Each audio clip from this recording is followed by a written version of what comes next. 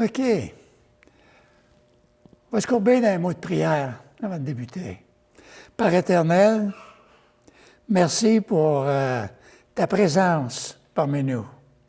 Merci que tu es le Dieu qui a tout mis en place pour notre avancement, pour notre relation avec toi. Merci pour ton Église, Père éternel, que c'est toi qui as fondée. Ce n'est pas une Église personnelle, ce n'est pas une Église qui appartient à un groupe quelconque, mais c'est l'Église de Jésus-Christ. Et l'Église de Jésus-Christ, elle est un peu partout ce matin dans la présence des églises locales. Et Père éternel, ce matin, on se courbe devant toi parce qu'on a un message que tu nous as donné, un message que nous avons dans ta parole, et nous avons besoin de ton esprit pour regarder à cette parole vivante, cette parole qui vient de toi, par ces prophètes que tu as mis, que tu as choisis, qui nous ont présenté cet évangile.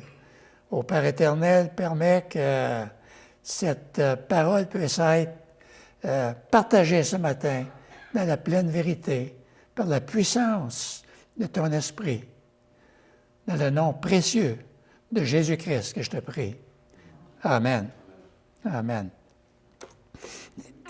Amen. Alors, ce matin, on regarde le chapitre 8 de l'Apocalypse, le 7e sceau. On a regardé les 6 premiers sceaux il y a quelques semaines, et ce matin, c'est le dernier sceau, c'est le 7e sceau, et le son des 7 trompettes. Mais ce matin, on n'aura pas le temps de regarder les 7 trompettes, mais on va regarder les 4 premières trompettes, et les autres trompettes vont venir un petit peu plus tard. Et encore aujourd'hui, il y a des gens qui disent que le livre de l'Apocalypse, c'est un livre qui est difficile à comprendre, que nous ne devrions pas nous concentrer dans l'étude de ce livre à cause de cela. Et pourtant, le titre du livre dans l'original, c'est « Les révélations » qui signifie vraiment que quelque chose a été révélé. Et c'est la première phrase du premier verset de ce livre qui nous dit « Les révélations de Jésus-Christ ». Et les premiers mots, c'est ça qui nous parle, c'est la révélation de notre Seigneur Jésus-Christ concernant la fin des temps. On n'aime pas réfléchir trop sur la fin des temps. On n'aime pas penser trop sur la fin des temps. Et souvent, on a l'impression que la fin des temps, ça, c'est loin. Il y a des gens qui vont nous dire, les apôtres parlaient de la fin des temps. Et puis, c'est même pas arrivé encore pour eux. Et 2000 ans plus tard, nous, on a encore la même chose. Mais ici, c'est la révélation de Jésus-Christ. Et Dieu voulait tellement que nous lisions ce livre qu'il a promis une bénédiction spéciale à ceux qui prennent le temps de lire ce livre qu'il a promis. Et nous trouvons dans le premier chapitre, au verset 3, « Heureux celui qui lit et qui entende les paroles de la prophétie et qui garde les choses qui sont écrites. » Hein? Heureux ceux qui entendent la parole de la prophétie et puis qui la gardent. On a besoin de garder cette parole-là, qui garde les choses qui y sont écrites. Si on ne prend pas le temps de méditer sur ce livre, alors comment qu'on peut entendre les paroles de cette prophétie? Et comment qu'on peut les lire et comment qu'on peut les garder dans notre cœur si on ne prend pas le temps de méditer dessus. Et je crois que nous devons réclamer cette bénédiction dans la foi comme le reste de la parole de Dieu. Parce que c'est la parole de Dieu, ce n'est pas la parole d'un homme qui nous a été donnée. Puis à plus forte raison, c'est les révélations de Jésus-Christ qu'il a données à Jean lorsqu'il était sur l'île de Patmos.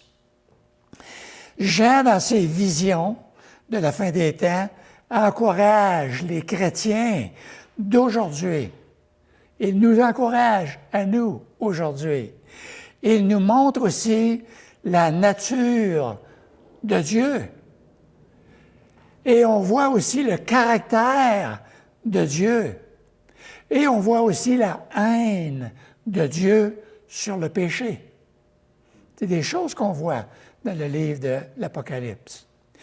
Moi, je jasais cette semaine avec mon épouse et puis je lui disais ce verset qu'il nous est donné dans Daniel 12, ce qui dit « Scelle ces choses jusqu'à la fin des temps. » Et puis lorsque la connaissance viendra, alors voici, il y a beaucoup de choses qui vont se passer dans notre monde. Et je crois que la connaissance des choses de la fin des temps, la connaissance des prophéties de la fin des temps, je crois qu'elle a pris une ampleur, que Dieu y a mis des érudits de la Bible, des personnes qui ont passé des années à étudier la Bible et de démontrer vraiment tout cet aspect de vérité comme quoi que nous sommes là-dedans. Et lorsque nous lisons Daniel, entre autres, lorsque nous lisons Sophonie, lorsque nous lisons tous ces prophètes de l'Ancien Testament qui parlaient justement des choses de la fin des temps, et comme qu'on voit dans l'Apocalypse, alors on voit que c'est la main de Dieu. Et on voit que ce temps est prééminent pour nous, qu'on est proche de là. Et les érudits de la Bible nous disent que le livre de l'Apocalypse contient la plus forte concentration sur le mot repentance que n'importe où dans toute la Bible. Au travers de tout le de toute l'Apocalypse, on voit l'importance de la repentance. Dans les trois premiers chapitres où on parle à l'Église, comme qu'on a vu il y a quelques semaines, le mot repentance revenait constamment, à moins que vous vous repentez. Alors la repentance était... Et puis on le voit tout au long. Et c'est là que je vois vraiment la compassion de Dieu. Alors Dieu, il aurait pu intervenir dès le début et puis du revers de la main détruire la planète à cause du péché. Parce que la planète avait complètement rejeté Dieu, avait complètement rejeté leur Créateur. Mais Dieu, dans son amour, dans sa compassion, dans sa patience, continue. Et même dans l'Apocalypse, c'est ça que je vois. Avec tous les événements, avec toutes les choses qui vont arriver, on voit qu'il y a une succession de moins pire à pire dans cette tribulation-là. Alors Dieu, dans sa patience, il ne veut pas que le pécheur meure, mais il veut que le pécheur se repente et qu'il se tourne vers Dieu. Et encore dans l'Apocalypse, comme qu'on a vu dans le chapitre 7 la semaine passée avec notre frère Daniel, qu'il y a des milliers et des milliers, des grandes foules, les 144 000 Juifs qui se sont convertis et puis ils étaient les témoins de Jésus-Christ. Et ça, durant la grande tribulation, parce que l'Église était déjà enlevée. Alors voilà une des raisons de rendre gloire à Dieu, parce qu'il apporte non seulement le jugement, mais aussi le salut dans cette période de la fin des temps. Et nous avons déjà vu ce qui était annoncé lors de l'ouverture de ces 6 premiers sceaux. Les 4 premiers sceaux étaient on se souvient, le cavalier monté sur les chevaux, le premier cheval blanc qui était l'Antéchrist. L'Antéchrist qui établissait son règne. Et puis, il établissait un règne de paix. C'est la première moitié de cette semaine de tribulation. Alors, l'Antéchrist faisait une alliance de paix, surtout avec les Juifs et avec les religieux. Et puis, tout de suite après, le cheval roux, ou le cheval rouge, comme dans l'original. Alors, ce cavalier, il a reçu le pouvoir d'enlever la paix. Et ça, c'était la deuxième partie de la grande tribulation.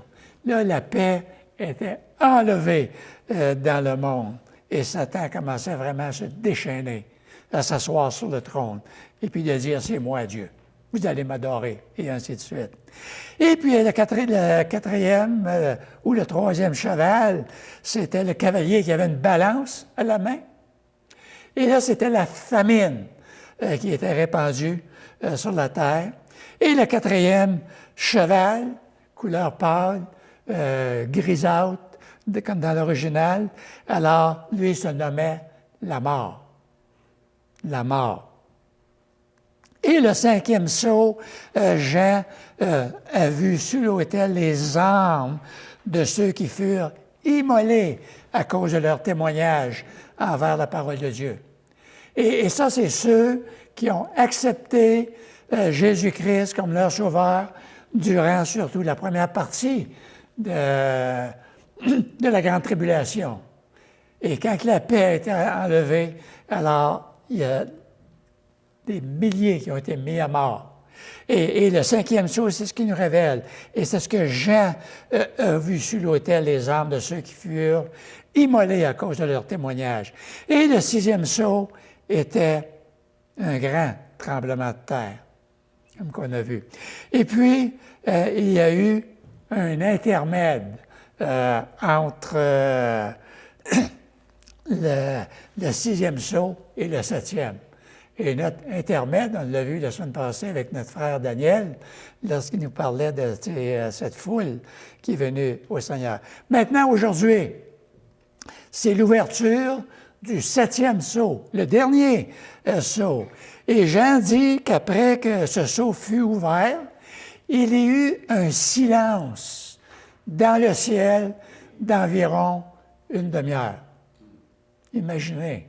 Imaginez tout ce que Jean vient de voir, toutes ces choses qui se passent, et tout à coup, quand l'agneau ouvre le septième sceau, il y a un silence total dans le ciel. Et il y a beaucoup de gens qui ont spéculé sur ce silence-là. J'ai lu beaucoup de choses sur ce silence-là depuis les dernières 2 semaines, là. Et puis, j'ai lu beaucoup de choses que la Bible nous disait aussi, et c'est ça qui m'a frappé. Parce qu'il y a un parallèle intéressant à souligner avec le prophète Sophonie, par exemple. Sophonie a prophétisé ce qui arriverait à Jérusalem et puis à Juda lorsqu'il serait pris par les Babyloniens. Mais Sophonie va nous dire dans le verset 7 du chapitre 1, « Silence devant l'Éternel ». Devant le Seigneur l'Éternel. Car le jour de l'Éternel est proche, car l'Éternel a préparé le sacrifice, il a choisi ses conviés. Silence. Là, c'était le juge qui était là. C'était le jugement, c'était l'Éternel qui était là. Et c'était le silence devant le juge, le silence devant l'Éternel, parce que le jugement arrivait. Et dans ce passage de Sophonie commence le deuxième d'une série de 9 jugements dans son livre. 9 jugements qui s'en viennent sur Jérusalem et puis Juda. Et ça, c'est le deuxième. Alors, Sophonie annonce que Dieu viendra juger les habitants de Jérusalem en particulier, et de Juda en général, car ils s'étaient complètement détournés de Dieu. On ne voulait plus rien savoir de Dieu. On voulait éliminer Dieu de tout partout. Comme qu'on voit dans notre planète aujourd'hui. On voit aucun média qui vont faire la promotion sur Dieu, par exemple. Si le mot Dieu est partagé par une personne, et surtout si c'est une personne qui est députée ou qui appartient au gouvernement, wow, ça va être, comment que je dirais là, terrible. Ça va être une honte totale. On ne veut rien savoir de Dieu. C'est ce qui se passait avec Jérusalem puis avec Juda au moment de Sophonie. Il annonce, Sophonie, que Dieu viendra juger les habitants de Jérusalem et puis de Juda. Et ce passage présente le jour du Seigneur comme un jour de sacrifice. Sophonie dépeint Dieu comme un prêtre. C'est intéressant de lire ce livre-là, je vous encourage à le lire. Il dépeint Dieu comme le prêtre qui offrirait un sacrifice. Et puis cela, ça s'accompagne de deux implications. Un, c'est que Judas est le sacrifice. Et deux, que les invités sont des armées de destruction. C'est le jugement de Dieu. Dieu, au travers des années, essayant de prêcher, d'encourager les gens à se repentir. Jérémie, par exemple, pendant 40 ans, qui prêchait la repentance, que le jugement de Dieu s'en venait. Et on a voulu tuer Jérémie parce qu'il parlait des choses négatives. Et pourtant, là, le jugement de Dieu arrive. Le sacrifice, c'est Judas. Et puis, les invités, les convives, sont les armées babyloniennes, les destructions, venir pour les chercher. Alors, Dieu apporterait son jugement sur Israël et Juda. Et c'est arrivé. Alors, il faut garder ça en pensée. C'est arrivé à ce moment-là, 585 avant Jésus-Christ. Alors, dans notre texte de l'Apocalypse ce matin, quand Jésus ouvre le 7e sceau, alors c'est le silence d'une demi-heure dans le ciel. Et je crois qu'il y a un parallèle avec la prophétie de Sophonie qu'on peut faire. S'il n'y a pas un parallèle, il y a une analogie. Alors, dans cette vision du ciel, alors Jean voit maintenant les 7 anges qui ont reçu l'autorité d'exécuter les jugements et les fléaux que Dieu leur a donné d'exécuter. Et tout ceci en réponse aux prières des saints. Les saints qui ont été immolés, qui étaient sur l'autel, les anges des martyrs, qui priaient là, sur l'autel. Et la colère de Dieu jusqu'ici a été tamisée par sa patience et par sa grande miséricorde extraordinaire. Alors Dieu, comme j'ai mentionné, il aurait pu du revers de la main toutes les détruire. Mais Dieu, dans sa patience, il va graduellement, parce qu'il veut, Dieu, que les gens soient sauvés. Ça fait partie de son caractère, ça fait partie de son amour, ça fait partie de sa patience. Mais un jour, sa justice doit s'accomplir et Dieu va accomplir sa justice. Mais maintenant, alors que le mal, le péché et le mal ont atteint le plus haut degré, le Seigneur réagit lorsque le dernier sceau est brisé et que le jugement de Dieu commence. Et au verset 2, Jean voit les 7 anges qui se tiennent devant Dieu et ils reçoivent 7 trompettes, chacun une trompette. Puis, Jean, on lit qu'il vit un autre ange, au verset 3, que cet ange se tenait devant l'autel dans le ciel Et puis il tient l'ascensoir d'or avec beaucoup d'encens. Et c'est intéressant de regarder l'ascensoir dans l'Ancien Testament, dans le temple de Dieu. Et puis, cette autre ange ajoute l'encens aux prières de tous les saints qui étaient immolés, qu'on a vu dans le chapitre 7. Et puis, au verset 4, les prières de tous les saints montent devant Dieu avec la fumée de l'encens. Dans l'Ancien Testament, l'ascensoir d'or était utilisé pour transporter le charbon embrasé du grand autel dans le parvis à l'extérieur jusqu'à l'autel d'encens dans le lieu saint, juste avant la voie entre le lieu saint et le saint des saints que nous lisons dans, par exemple, un peu plus loin dans Lévitique, là. Il prendra, ça c'est Lévitique, que Dieu est en train de donner à Moïse ce qui va se passer, la manière dont vous allez agir. Il prendra un brasier plein de charbon ardent, ôté de dessus l'autel devant l'Éternel, et de 2 poignées de parfum odorifiant en poudre, et il portera ces choses au-delà du voile. Ça, c'était l'encens quand il brûlait, qui montait, qui était agréable à Dieu. Alors, les prêtres de l'Ancien Testament le faisaient chaque jour, chaque sacrifice du matin puis du soir. Et l'encens est lié aux prières du peuple de Dieu. Et puis, on peut voir un exemple de cela dans Luc, chapitre 1, et ça donne bien, parce qu'on arrive dans ce temps-ci de l'année où est-ce qu'on veut mettre l'accent sur la naissance de Jésus-Christ.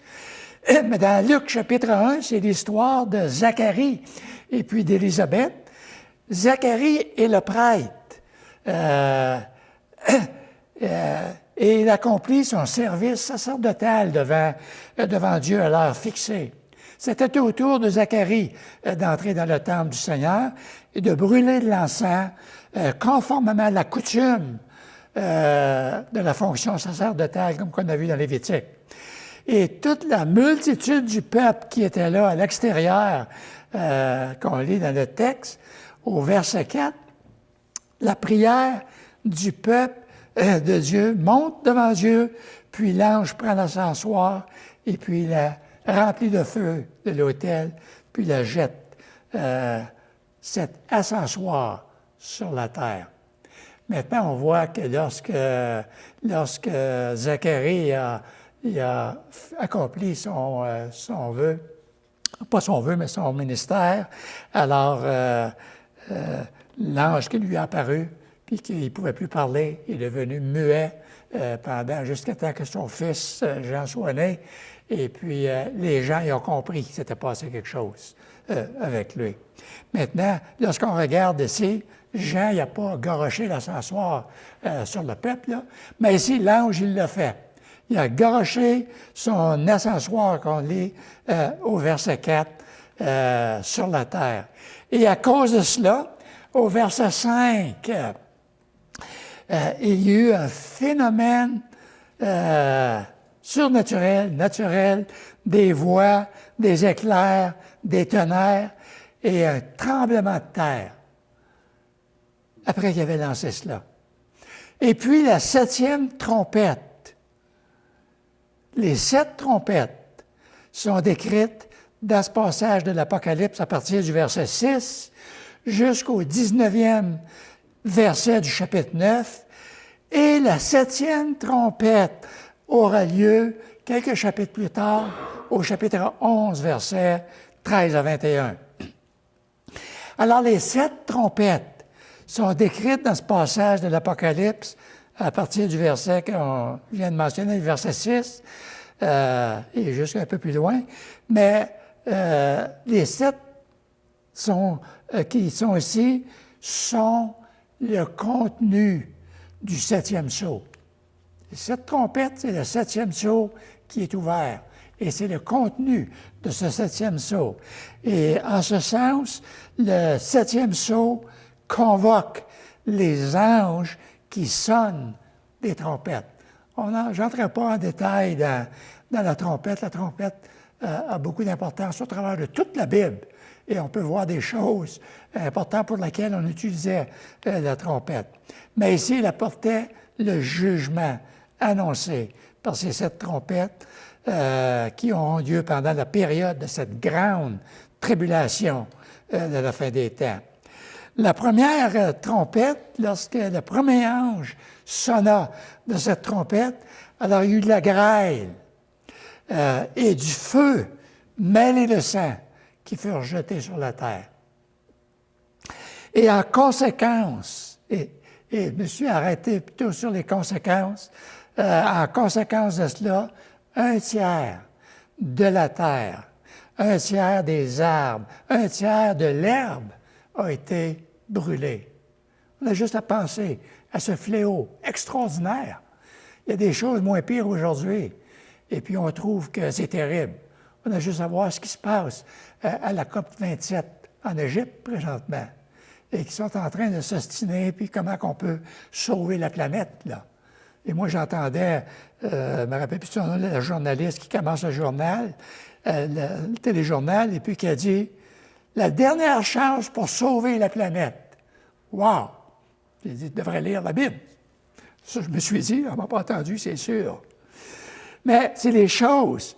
1/3, c'est la première trompette qui va se passer. Et certains groupes de gens spéculent que la terre, quand ils utilisent le mot terre, se réfère à la terre d'Israël, juste en Israël, comme l'objet du jugement de Dieu. Et dans le même ordre d'idées, il interprète les arbres comme signifiant des dirigeants associés d'Israël ou apostats d'Israël, je ne sais pas où est-ce qu'ils prennent ça, et que l'herbe comme signifiant Israël comme une nation spirituellement faible. Alors, je ne sais pas comment ils peuvent arriver à cette interprétation-là, mais par contre, ils fondent leur interprétation sur le livre d'Isaïe, parce qu'Isaïe parle un peu dans ce passage-là, et j'ai mis quelques versets juste qu'on puisse le voir, parce qu'Isaïe dit, le prophète, « Car il y a un jour, l'Éternel des armées, contre tout homme orgueilleux et hautain, contre quiconque s'élève afin qu'il soit baissé, contre les cèdres du Liban, hauts et élevés, et contre toutes les chaînes de Bassan. » Un passage qui met en évidence les autres. Et puis, un peu plus loin, dans Isaïe 40, une voix dit « Crie ». Et il répond « Que crierai-je?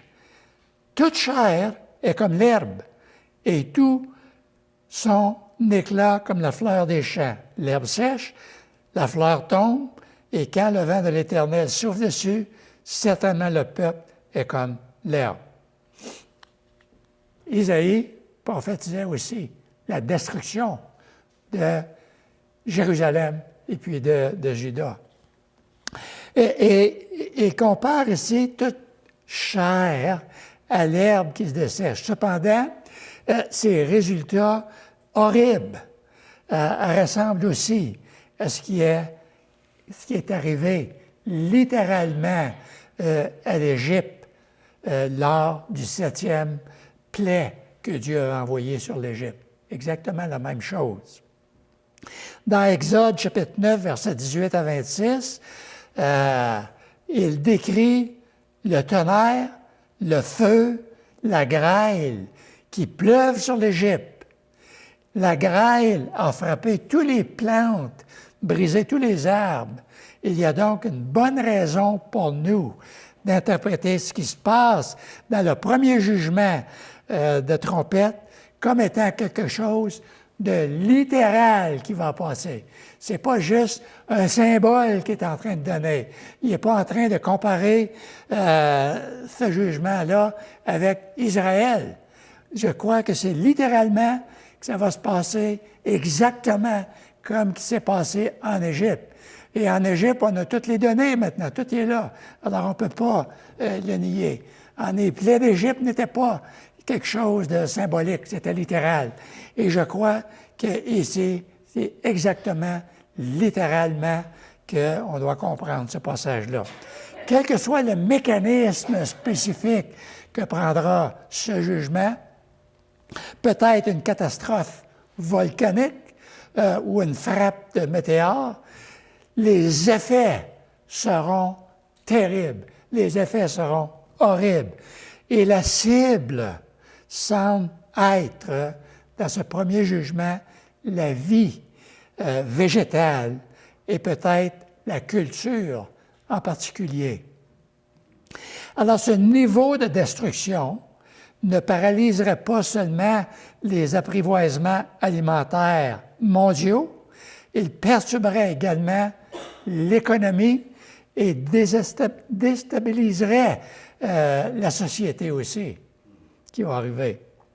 Alors, la perte d'une partie substantielle de l'herbe, par exemple, pourrait également restreindre la nourriture disponible pour le bétail.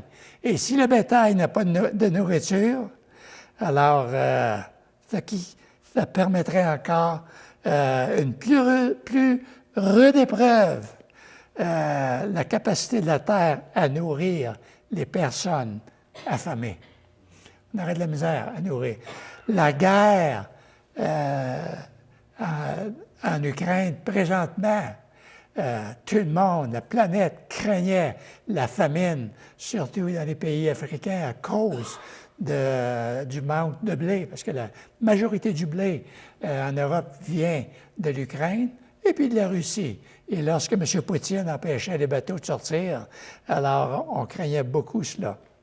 Alors le chapitre 7 de l'Apocalypse parle des évangélistes qui prêchent le salut de Jésus. On a vu qu'il y avait 144 000 évangélistes juifs. Il y avait une grande foule que personne ne pouvait compter, de toute nation, de toute tribu et de tout peuple, de toute langue. Alors la question qu'on se posait, qu'est-ce que ces gens, les 144 000 et cette immense foule faisaient? Eh bien, nous lisons qu'ils prêchaient l'Évangile du salut. C'est ça qu'ils faisaient, l'Évangile du salut. Après cela, je regardais, voici, il y avait une grande foule que personne ne pouvait compter, de toute nation, de toute tribu, de tout peuple, de toute langue. Et ils se tenaient devant le trône et devant l'agneau revêtu de robes blanches et de palmes dans la main. Et ils criaient d'une voix forte en disant, « Le salut est à notre Dieu qui est assis sur le trône et à l'agneau. » Alors, ce sont les gens qui viennent de la grande tribulation, qui nous dit au verset 14 du chapitre 7 aussi. Alors, pourquoi les gens sont-ils encore dans l'incrédulité ici, dans ce temps, dans le temps de la grande tribulation? Parce qu'on voit qu'il y a une incrédulité terrible qui s'est établie parmi eux. Malgré cela, il y en a des milliers qui vont venir au Seigneur, qui vont être sauvés. Mais en réponse à cela, la même réponse que Jésus nous a donnée dans Jean 3. Lorsqu'on lit dans Jean 3, « Car Dieu a tant aimé le monde qu'il a donné son Fils unique, afin que quiconque croit en lui ne périsse point, mais qu'il ait la vie éternelle. Car Dieu n'a pas envoyé son Fils dans le monde pour qu'il juge le monde, mais pour que le monde soit sauvé par lui. Et celui qui croit en lui, qui croit en Jésus, n'est pas jugé. Celui qui ne croit pas a déjà été jugé parce qu'il n'a pas cru au nom du Fils unique de Dieu. » Alors, c'est le jugement que la lumière est venue dans le monde pour éclairer les hommes, mais les hommes ont préféré les ténèbres plutôt que la lumière. Le Seigneur dit par le prophète Ézéchiel, concernant le pécheur, ce n'est pas que le méchant meurt, c'est qu'il change de conduite et qu'il vive. Revenez, revenez de votre mauvaise voie. Et pourquoi mourriez-vous? Dans sa compassion, Jésus-Christ a pourvu ce dont nous avons besoin pour vivre cette relation avec lui et pour l'éternité. Le deuxième ange sonne de la trompette et quelque chose comme une grande montagne embrasée par le feu fut jeté dans la mer et un tiers de la mer devint du sang, au verset 8. Alors, on a vu un tiers, maintenant on voit un deuxième tiers. Et le tiers des créatures qui étaient dans la mer et qui avaient la vie mourut. Et le tiers des navires ont été détruits. Alors, les choses qui se passent terribles. Et le troisième ange, ou la troisième trompette, le jugement suivant porte sur l'eau douce, le moyen de survie. On ne peut pas vivre sans eau douce. Chaque partie de l'écosystème terrestre est ciblée. Un objet géant tombe sur la Terre depuis l'espace. C'est quelque chose comme une comète, sans doute, en ce sens qu'elle est en feu. Et lorsqu'elle traverse l'atmosphère terrestre, on peut voir ça dans différents scénarios, puis même en réalité aussi. Et c'est quelque chose comme cela qui peut se passer. Mais à cause de cela, un tiers qu'on lit de l'eau douce dans le monde devient amer. Et son poison tue ceux qui le boivent. Un tel changement dans l'apprivoisement en eau de la terre dévasterait complètement de nombreux pays, de nombreuses entreprises et l'économie mondiale et puis des vies. On parle d'un tiers ici, dans ce passage-là. C'est des fléaux qui s'en viennent. Et la quatrième trompette, le jugement est sur les lumières célestes, le soleil, la lune, la journée. Nous constatons la puissance de la tendance des tiers qui se passent comme qu'on a vu jusqu'à présent. Et puis ici, c'est sur les journées. Un tiers des océans et des eaux douces ont été détruits. Et maintenant, nous voyons qu'un tiers du soleil, de la lune, des étoiles ont été frappés. Et chacun, comme le tiers de la journée, pourrait demeurer vraiment dans la noirceur. Imaginez nos journées raccourcies d'un tiers. On change l'heure, nous, 2 fois par année. Et dans notre changement d'heure, on voit des changements dans notre comportement. Alors imaginez lorsque ces fléaux arrivent et qu'un tiers de la journée est enlevé, puis un tiers de la nuit. Alors, wow, ça devrait être quelque chose que je n'aimerais pas expérimenter. Alors cela, très probablement que ça signifie que l'heure de la journée est raccourcie d'un tiers lorsque le soleil brille pendant 8 heures au lieu de 12 heures. Là. Alors ça ferait chuter la température dans le monde entier. Et la chute de température dans le monde entier provoquerait quelque chose comme un hiver terrible. Un hiver terrible. Et beaucoup mourraient de température glaciale. Parce qu'on a juste à déranger le soleil d'1 degré, et puis ce serait la cuisson ou le froid extrême. D'autres seraient obligés de passer tout le temps à essayer de se réchauffer afin de survivre. Alors, tout le monde le sait, le temps de la colère de Dieu est venu et le monde n'est pas content de cela. Notre monde n'est pas content. On avait juste voir toutes les délégations qui étaient à la COP27 en Égypte, là, des milliers et des milliers qui étaient là, et puis des démonstrations. Il faut faire quelque chose pour sauver notre planète. Là. Et déjà, d'imaginer lorsque ça va arriver. Là, les gens ne sont pas contents de voir ce qui se passe, et encore moins lorsque ces choses vont arriver. Alors, et ça se voit qu'ils ne sont pas contents. Alors, mes frères, mes sœurs, nous qui connaissons le Seigneur, c'est là que nous, on sait que ces choses qui nous mènent au péché, c'est la rébellion contre Dieu. Satan fait de grandes promesses.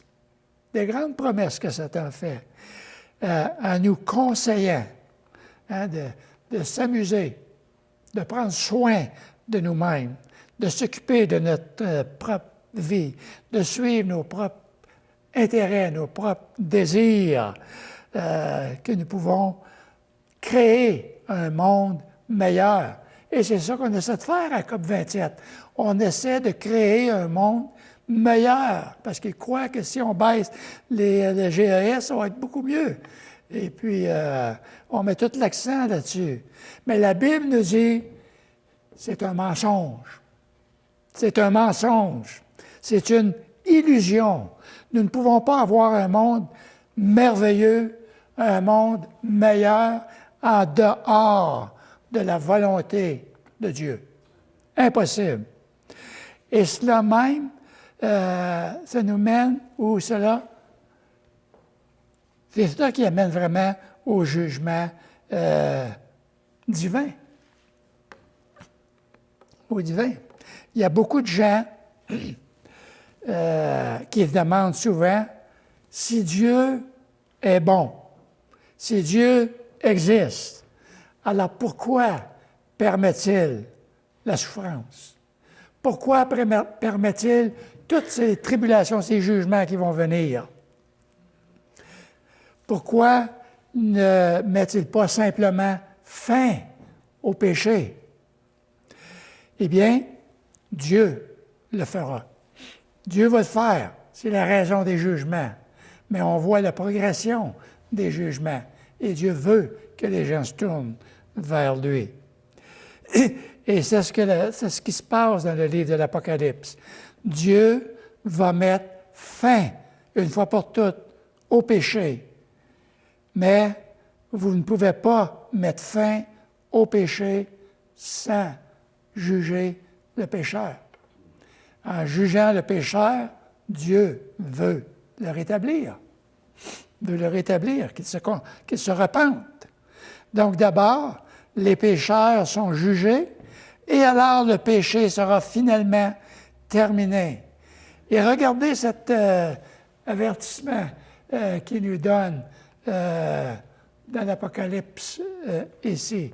Je regardais et j'entendis un aigle qui volait au milieu du ciel, disant d'une voix forte, « Malheur, malheur, malheur! » Pensez aux tiers, aux tiers, aux tiers. Aux habitants de la terre, à cause des autres sons de la trompette et les 3 anges qui vont sonner, qu'on va voir un peu plus loin, un peu plus tard. Et nous avons ici une triple répétition du malheur dans ce verset-là. Et ces 3 malheurs correspondent aux 3 trompettes restantes à venir, soulignant les malheurs extrêmes qui vont arriver. Ce sont les habitants de la terre qui connaîtront les jugements sévères qui restent à venir, et ce sont ceux qui refusent fermement la miséricorde de Dieu, ceux qui refusent de se repentir tout au long de la période des jugements, sévère, mais ils continuent à endurcir leur cœur, que nous lisons au verset 21. Ils continuent d'endurcir leur cœur et à blasphémer Dieu, dans ce passage-là. Dieu nous avertit aujourd'hui que c'est le jour du salut, comme Guy a mentionné dans l'introduction tantôt. Aujourd'hui est le jour du salut. Si vous n'avez pas encore pris cette décision maintenant de vous tourner vers Dieu par la repentance et la foi, et moi, je mets toujours la repentance et la foi ensemble. Parce que ce n'est pas juste une affaire de dire « Oh, mais bon, je crois en Dieu », mais c'est la repentance et la foi. Sans repentance, point de salut, que Jésus-Christ nous dit dans l'Évangile. Alors, on a besoin de se tourner vers lui par la repentance et la foi afin de devenir un vrai enfant de Dieu et d'obtenir la citoyenneté céleste. Alors, ne tardez pas. À chaque jour de retard, on offre à notre cœur une occasion supplémentaire de l'endurcir. Vous savez, lorsque Dieu a envoyé les 10 plaies en Israël, il a commencé avec la plaie la moins pire en allant graduellement jusqu'à la mort finale. Et puis, à chaque plaie, Pharaon acceptait, mais après ça, il changeait d'idée. Et rendu à la 6e plaie, on voit que son cœur s'endurcissait de plus en plus. De plus en plus. Et c'est la même chose, je crois, qui va arriver aussi dans la grande tribulation. Des gens qui vont maudire Dieu à cause de la tribulation. Leur cœur est tellement endurci, parce que tout au long de la tribulation, au long de ces 7 années, ils ont refusé, et leur cœur s'endurcissait, jusqu'à être mis à mort, qu'ils n'avaient plus rien à faire, perdu pour l'éternité.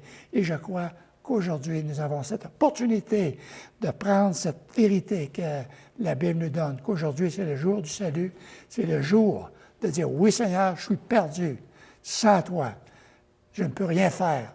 Viens, pardonne mes péchés, prends-moi, que je sois ton enfant, par la repentance et la foi. Prions Seigneur.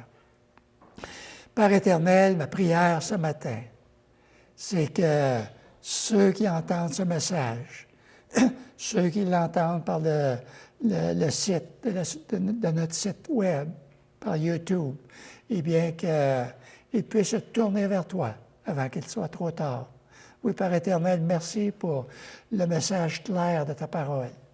Merci, Seigneur, que ces prophéties sont la vérité que tu mets devant nous, afin que les gens ne meurent pas, mais qu'ils se tournent vers toi et qu'ils soient sauvés. Dans le nom précieux de Jésus que je te prie. Amen.